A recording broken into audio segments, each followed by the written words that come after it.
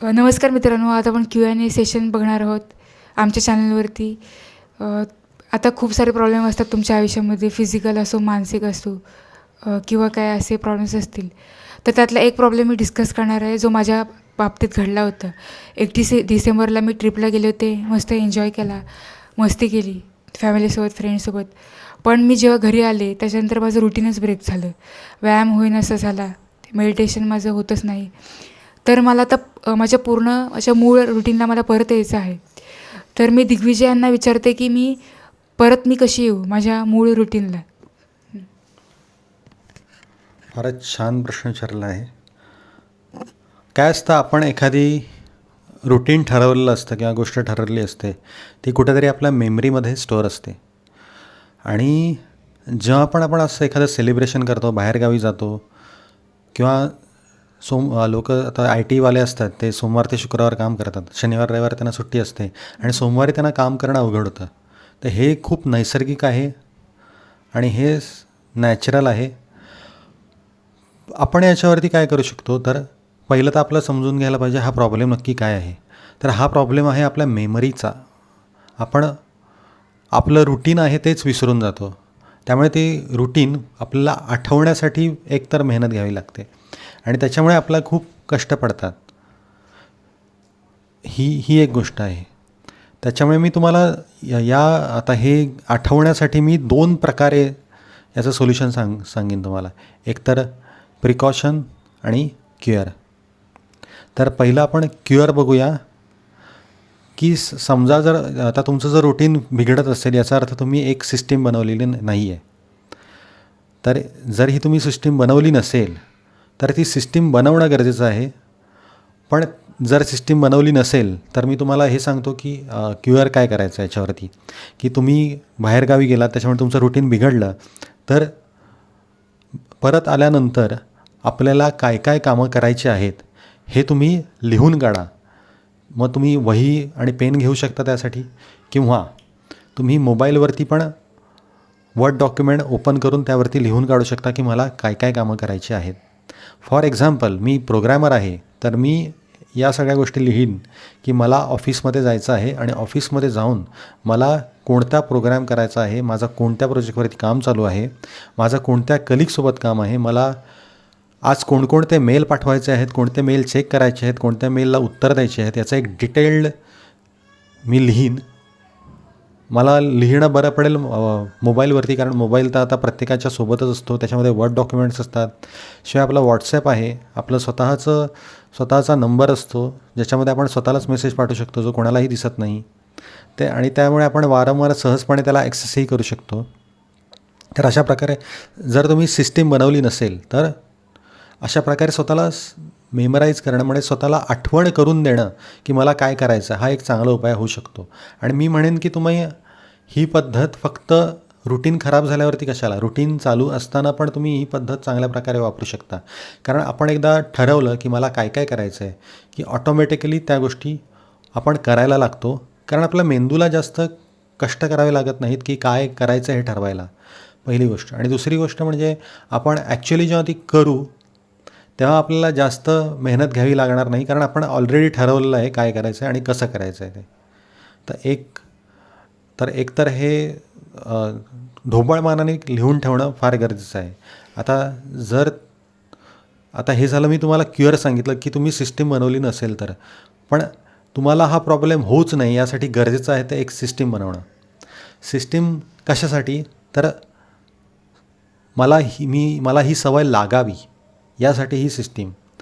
ती एकदा सवय ऑटोमेट झाली की मग तुम्हाला गरजच नाही ती गोष्ट आठवण्याची, किंवा रुटीन जरी खराब झालं तरीसुद्धा रुटीनवरती पूर्ववत येण्यासाठी विचार करण्याची किंवा वेळ घालवण्याची. तर ही सिस्टीम कशी बनवायची, पहिलं तर तुमच्या आयुष्यामध्ये काहीतरी गोल असायला हवं आणि त्या गोलमागे एक स्ट्रॉंग पर्पज असायला हवं. स्ट्रॉंग पर्पज हे आपणच ठरवायला हवं. त्यासाठी आपण स्वतःला सतत प्रश्न विचारायला हवेत की मला माझ्या आयुष्यामध्ये नक्की काय करायचं आहे. माझ्या आयुष्यामध्ये माझ्या आजूबाजूच्या लोकांसाठी, माझ्या परिवारासाठी, माझ्या फॅमिलीसाठी आणि माझ्या सोसायटीतल्या लोकांसाठी मला काय करायचं आहे. आणि त्यासाठी मी माझं फायनान्शियल गोल काय आहे, माझं पर्सनल गोल काय आहे, माझं रिलेशनशिपमध्ये गोल काय आहे, माझं हेल्थमध्ये गोल काय आहे, हे आपल्याला ठरवायला हवं. आणि त्यानुसार आता हे 4 मोठे पिलर आहेत, हेल्थ, वेल्थ, रिलेशनशिप आणि हॅपीनेस. त्याच्यामध्ये आपण गोल ठरवून त्याच्यानुसार आपण रोज काय काय करू शकतो हे आपण एक ठरवायला हवं आणि त्यानुसार आपण मार्गक्रमण करायला हवं. पण हे जर करतो आहे त्याचं ते फक्त ठरवून फायदा नाही आहे, तर ते ॲक्च्युली करतो आहे की नाही याची एक अकाउंटेबिलिटी असणं गरजेचं आहे. तर ती अकाउंटेबिलिटी राहावी यासाठी गरज आहे ती ट्रॅकिंग करण्याची.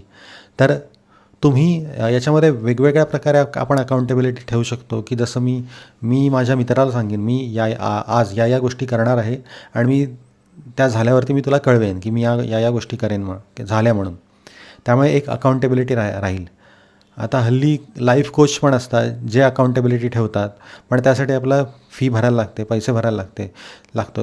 त्यापेक्षा सगळ्यात सोपा उपाय आहे आपल्या मित्राला सांगणं की मी आज दिवसभरामध्ये हेल्थसाठी एवढा व्यायाम करणार आहे, रिलेशनशिपसाठी हे करणार आहे, ऑफिसमध्ये हे काम करणार आहे, किंवा मी माझा अभ्यासाचा हे एवढा अभ्यास कंप्लीट करणार आहे. आणि मी मित्राला दिवसअंती त्याला सांगेन की माझा एवढा काम झाला आहे.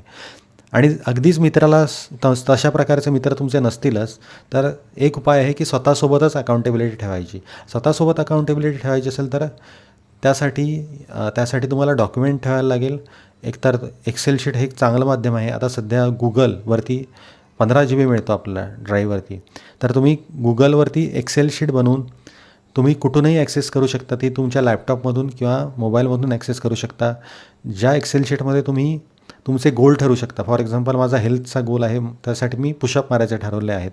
तर मी डेट लिहिणार आणि किती पुशअप मारतो आहे हे लिहिणार, त्याचा टाईम लिहिणार आणि त्यामुळे मला कळेल की मी रोजच्या रोज किती पुशअप मारत आहे की नाही.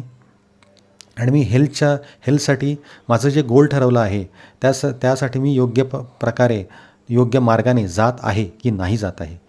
जर मी अभ्यास ठरवला असेल तर त्याच्यासाठी पण मी एक एक्सेल शीट बनवणार आणि मी दिवसातून किती अभ्यास होतो आहे माझा, किती क्वेश्चन्स होत आहेत, किती पोर्शन होतं आहे याचा एक ट्रॅक ठेवू शकतो. ज्याच्यामुळे मला स्वतःला माझी अकाउंटेबिलिटी मी घेऊ शकेन आणि मला स्वतःला एक मोटिवेशन मिळेल की मी करत आहे. मी 5 दिवस कंटिन्युअसली करतो आहे, तर मला 6व्या दिवशी पण मला प्रोत्साहन मिळणार की मी 5 दिवस केलं तर मला 6व्या दिवशी पण केलंच पाहिजे. आणि जर मी 7व्या दिवशी नाही केलं तर कुठेतरी माझ्या मनात येणार अरे हे 7व्या ठिकाणी कुठेतरी खाली जागा आहे, तर मला हे असं होता कामा नये. तर ॲक्च्युली माणसाला आपलं मोमेंटम असतं ते तोडलेलं आवडत नाही. मोमेंटम म्हणजे आपण जर रस्त्याने चालत असू किंवा धावत असू तर मध्ये कुठला अडथळा आला तर तो आपल्याला आवडत नाही. तेच आपल्या सवयींचं पण असतं. जर आपण एखादी सवय आपल्याला करायची असेल, एखादी गोष्ट आपल्याला कंटिन्युअस करायची असेल, तर मध्येच आपण एखाद दिवस थांबलो तर ते आपल्याला आवडत नाही. मग जरी तुम्ही जरी सेलिब्रेशन केलं आणि बाहेरगावी गेला सेलिब्रेट केलं तर तुम्ही त्याची पण अकाउंटेबिलिटी ठेवणार की 2-3 दिवस मी काही केलं नाही, पण आता मला पुढे सिरियस होऊन काम करावं लागणार. तर ऑटोमॅटिकली तुम्ही मूळ पदावर येणार. मूळ पदावर येण्यासाठी तुम्हाला जास्त वेळ लागणार नाही. केवळ ती एक्सेल शीट ओपन करून तुम्हाला कळेल की तुम्ही किती आतापर्यंत मेहनत केलेली आहे आणि ती मेहनत वाया जाऊ नये म्हणून तुम्ही पुढच्या म्हणजे सेलिब्रेशन केल्यानंतर मेहनत कंटिन्यू ठेवणार. कारण तुम्हाला माहिती आहे की जर मी हे प्रयत्न सोडले, मी ज्या गोष्टी ठरवलेल्या आहेत त्या मी सोडल्या तर मी माझ्या गोलपर्यंत कधीही पोचू शकणार नाही. तर त्यासाठी हे एक्सेल शीट ठेवणं हे अत्यंत गरजेचं आहे. किंवा तुम्ही कॅलेंडरही ठेवू शकता. फॉर एक्झाम्पल काही गोल हे खूप क्लिअर असतील तुमचे की तुम्हाला व्यायाम करायचा आहे, एवढा व्यायाम करायचा आहे, तर तुम्ही तुमच्या कॅलेंडरवरती ई असा मार्क करू शकता. ई म्हणजे एक्सरसाइज. आणि समजा तुम्हाला अभ्यास असेल स्टडी एस, तर तुम्ही तुमच्या 31 महिन्यातले 31 दिवस असतात, तर प्रत्येक दिवसाला ई आणि एस लिहायचं आणि मी ते गोल कंप्लीट केल्यावरती मी ई आणि एसवरती क्रॉस मार्क करीन. आणि ते कॅलेंडर सतत नजरेसमोर असायला पाहिजे. त्याच्यामुळे जेव्हा पण माझी त्या कॅलेंडरवरती नजर पडेल त्यावेळी मला आठवेल की मी 5-6 दिवस कंप्लीट केलेत, आता 7व्या दिवशीही केलंच पाहिजे. किंवा समजा जर माझे 10व्या आणि 11व्या दिवशी मला गॅप पडला तर मला 12व्या दिवशी करायलाच पाहिजे. कारण ते माझ्या नजरेसमोर आहे. मला माहिती आहे मी 10-11 दिवस कन्सिस्टंट आहे, तर मला 11-12 दिवस जर गॅप पडला असेल तर मला आता कंटिन्यू करायलाच पाहिजे, त्याशिवाय मी माझ्या गोलपर्यंत पोहोचू शकणार नाही. तर हे झालं हॅबिट ट्रॅकिंग. त्याच्याशिवाय अजून एक गोष्ट ॲटॉमिक हॅबिटमध्ये सांगितलेली आहे की हॅबिट स्टॅकिंग. हॅबिट स्टॅकिंग म्हणजे एखाद्या सवयीसोबत दुसरी सवय जोडणं. आता जनरली आपल्या ज्या सवयी असतात त्या आपण दिवसभरात जर ऑब्झर्व केलं तर एका सवयीसोबत दुसरी सवय ही जोडलेलीच असते. म्हणजे फॉर एक्झाम्पल, जर मला बाहेर जायचं असेल, मी जर बाईकने जात असेल तर मी बाहेर चावी घेऊन जाणार, माझा मोबाईल घेऊन जाणार, माझं पर्स, माझा रुमाल, अशा नेहमीच्या माझ्या गोष्टी असतील त्या घेऊन जाणार. मी जर लांब जात असेल तर मी बाटली आणि जेवणाचा डबा सोबत घेऊन जाणार. आणि अजून एक एक्झाम्पल की मी जर आंघोळीला जात असेल तर मी टॉवेल घेऊन जाणार, माझे कपडे धुवायला टाकेन. आंघोळ झाल्यानंतर अजून काही कपडे धुवायला टाकत असतील तर ते टाकीन. चेहरा पुसताना मला समजेल की मला टॉवेलही धुवायला टाकायचं, मी टॉवेल धुवायला टाकीन. मी कपडे घालून त्याच्यानंतर मला आठवेल की मला शूज घालायचे आहेत, मग मी मोजे घालीन, शूज घालीन. शिवाय मला ऑफिसमध्ये जायचं असेल तर मी मोबाईल, बाकीचा डबा, पाण्याची बॉटल या सगळ्यांची तयारी करेन. आणि हळूहळू मी ती गोष्ट रोज करत गेली की मग मला त्या गोष्टींची सवय लागेल. तेच आपल्याला जर एखादी सवय लावायची असेल तर हीच गोष्ट आपल्याला त्या सवयीसाठी करायची. म्हणजे मी तुम्हाला एक सुंदर साधं उदाहरण देतो की जर तुम्हाला पुशअप मारायचे असतील तर सकाळी दात घासल्यानंतर पुशअप मारू शकता की मी आणि हे ठरवायचं की मी दात घासल्यानंतर हॉलमध्ये 10 पुशअप मारणार आहे. आणि हे फक्त ठरवायचं नाही तर हे लिहून ठेवायचं, कारण मी तुम्हाला आधी सांगितलं की लिहून ठेवल्यानंतर आपल्याला एक क्लॅरिटी मिळते. आपल्या त्या गोष्टी असतात त्या आपल्या मेमरीमध्ये राहतात, जास्त वेळ स्टोअर राहतात. आणि त्यामुळे ॲक्च्युली जेव्हा तुम्हाला करायची वेळ येते तेव्हा तुम्ही ती करता, कारण तुम्हाला ठरवण्यासाठी जास्त कष्ट करायला लागत नाही. नाहीतर जनरली काय होतं, लोक ठरवतात आणि ॲक्च्युली जेव्हा वेळ येते त्यांना तेव्हा आठवतच नाही की काय करायचं आहे. आणि मग ते जी ठरवलेली गोष्ट करण्याच्या ऐवजी भलतंच काहीतरी करत बसतात, टाईमपास करत बसतात, मोबाईल बघत बसतात, टी व्ही बघत बसतात आणि आपला वेळ वाया घालवतात. तर ही स्टॅकिंग. अजून एक एक्झाम्पल देतो हॅबिट स्टॅकिंगचं की मी आंघोळ केल्यानंतर मी मेडिटेशन करीन. आता मेडिटेशन हे कुठे करायचं आहे, कोणतं करायचं आहे, किती वेळ करायचं आहे याची एक क्लॅरिटी असायला पाहिजे. आणि त्या गोष्टीसुद्धा आपण व्यवस्थित लिहायला पाहिजेत. आणि त्याचा पण एक ट्रॅक ठेवला समजा आपण एक्सेल शीटमध्ये, तर ती गोष्ट जास्तीत जास्त वेळ किंवा ती आपण आयुष्यभर कन्सिस्टंटली करू शकतो. तर हे आहे स्टॅकिंग, म्हणजे सवय जोडणं. ऑलरेडी तुम्हाला एखादी सवय असेल त्या सवयीसोबत दुसरी तुम्हाला जी लावायची आहे ती सवय जोडायची. आणि हॅबिट ट्रॅकिंग म्हणजे त्या गोष्टीचा ट्रॅक ठेवायचा, मी किती वेळ ती गोष्ट करत आहे या गोष्टींचा. शिवाय तुम्ही एक स्वतःला रिवॉर्ड द्यायचा की एवढे दिवस केल्यानंतर मी रिवॉर्ड घेईन.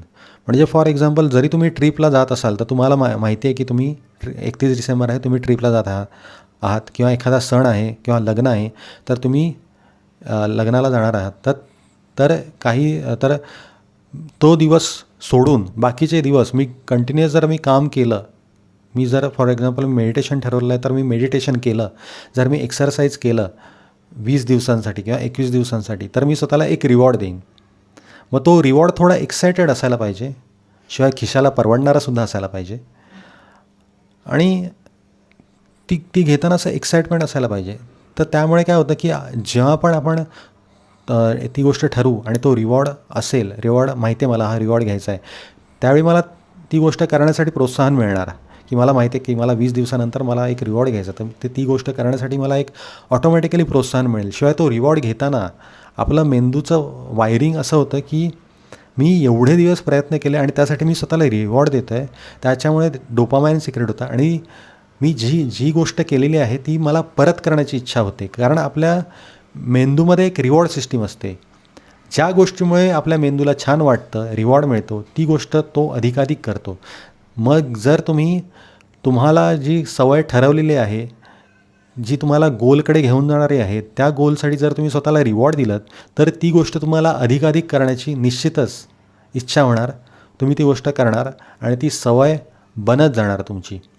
तर हे तुम्हाला मी सांगितलं की एकतर हॅबिट ट्रॅकिंग, हॅबिट स्टॅकिंग आणि रिवॉर्ड घेण्याची सिस्टीम. तर ह्या एकदम या 3 गोष्टी जर तुम्ही पाळल्यात तर ती गोष्ट तुमच्या आयुष्यासोबत, ती सवय आयुष्यासोबत एकदम बांधूनच जाईल तुमच्यासोबत. शिवाय एक कम्युनिटीची पण एक ताकद असते. जर तुम्हाला व्यायाम सकाळी स्वतः उठून एकट्याने व्यायाम करण्यापेक्षा जर कम्युनिटी तुम्ही जॉईन केलीत ना, तर ते खूप पॉवरफुल असतं. तर तुम्ही सकाळी उठून एखादी कम्युनिटी असेल, समजा जिमसाठी तुमचे काही मित्र असतील, योगासाठी काही मित्रमंडळी असतील किंवा झुंबासाठी किंवा मेडिटेशनसाठी जर तुमचे कोणी मित्रमंडळी असतील, तर तुम्ही लोकांसोबत जाऊन ती गोष्ट करू शकता, ज्याच्यामुळे तुम्हाला एक मजा येईल. शिवाय तुम्ही सोशलही व्हाल जास्तीत जास्त. आणि मग त्यावेळी तुम्हाला मग अकाउंटेबिलिटी पण ऑटोमॅटिकली ठेवली जाणार त्या कारण तुम्ही जाणार आणि दुसऱ्या दिवशी नाही आलं तर लोक विचारतात की का अरे काय झालं, का नाही आलात, काय तब्येत बरी नव्हती का. मग आपला पण थोडं गिल्ट वाटतं आणि आपलं वाटतं आपण जायला पाहिजे, गरजेचं आहे ते. तर ही कम्युनिटीची पण खूप मोठी ताकद आहे. तर ही पण एक गोष्ट करू शकता की कम्युनिटी जॉईन करायची. तर त्यामुळे होतं काय की तुम्ही जरी तुमचा ब्रेक पडला समजा 31 डिसेंबरसारखा किंवा कोणत्याही ओकेजनसाठी, तरी तुम्ही दुसऱ्या दिवशी जाणार, कारण तुम्ही तिथे जाऊन तिथे जाऊन पण तुम्ही एक एन्जॉयमेंट करता लोकांसोबत, हे पण तुम्हाला माहिती आहे. तर अशा प्रकारे मी तुम्हाला या गोष्टी सांगितलेल्या आहेत की जर एखादी जर रुटीन मोडलं तर आपण नक्की काय करू शकतो ते रुटीन चांगलं करण्यासाठी. तर ते 2 स्तरावर सांगितलं. एकतर ऑटोमॅटिक एकतर पटकन सोल्युशन काय आहे, त्याचं क्युअर काय आहे आणि त्याचं प्रिकॉशन काय आहे, म्हणजे ती गोष्ट घडूच नाही अशी सिस्टीम बनवायची की मी सेलिब्रेशन केल्यानंतर पण माझं रुटीन खराब होणार नाही. तर त्यासाठी मी तुम्हाला सोल्युशन सांगितलेलं आहे. तर अजून तुमचे काही प्रश्न असतील तर आपण घेऊच. मी देत आहे. Over to you Sejal. Thank you Digvijay. तर तुम्हाला आमचा Q&A सेशन कसा वाटला, त्याचप्रकारे तुम्हाला तुमचे पण असे बरेच प्रश्न पडत असतील तुम्हाला, तर आम्हाला जरूर कमेंट बॉक्सवरती कळवा. आणि अजून काही तुम्हाला वेगवेगळे टॉपिक्स पाहिजे असतील तर ते पण आम्हाला सांगा. आणि आमचे व्हिडिओज बघत राहा, आमच्या चॅनलला फॉलो करत राहा. धन्यवाद. भेटूच पुढच्या पुढच्या व्हिडिओ.